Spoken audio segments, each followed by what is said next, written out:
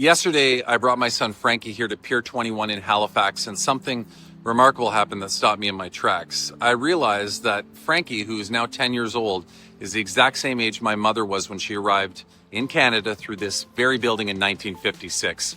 And as we walked through the museum, we found a plaque on the wall amongst thousands of others with the names of my grandparents, Francesco and Grazia Garofalo. They came to Canada from Italy with 7 children, 7, leaving behind everything they knew in search of a better life for their family. And there was Frankie pointing at their names. His full name is Francesco, named after his great-grandfather, whose name is written on that plaque. And suddenly, history didn't feel like history anymore. It felt personal. Because Pier 21 isn't just a museum. It's one of the places where Canada's story was written. More than 1 million people entered Canada through these doors.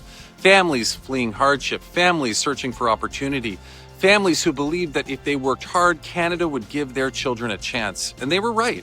So when I hear anti-immigrant rhetoric today, in particular from right-wing politicians, I can't help but think of that. Because every generation seems to forget, and every generation has heard somebody say that they don't belong. The Irish heard it, the Chinese heard it, the Jews heard it, the Ukrainians heard it. And just like today's newcomers, there was a time when Italians, too, were viewed with suspicion. There was a time when people said they wouldn't fit in, and just like today, immigrants were blamed for all of society's problems. But those immigrants built businesses, they worked in factories, they built homes, they raised families, they strengthened communities, and helped build the Canada we know today. In 1956, my mother arrived in Canada through this building behind me as a 10-year-old immigrant girl named Assunta, who didn't speak a word of English. 70 years later, I stood in the same building with my 10-year-old son, looking at the names of the people who had the courage to change their family's future forever. And that's the thing people need to remember. Immigration isn't a threat to the Canadian story.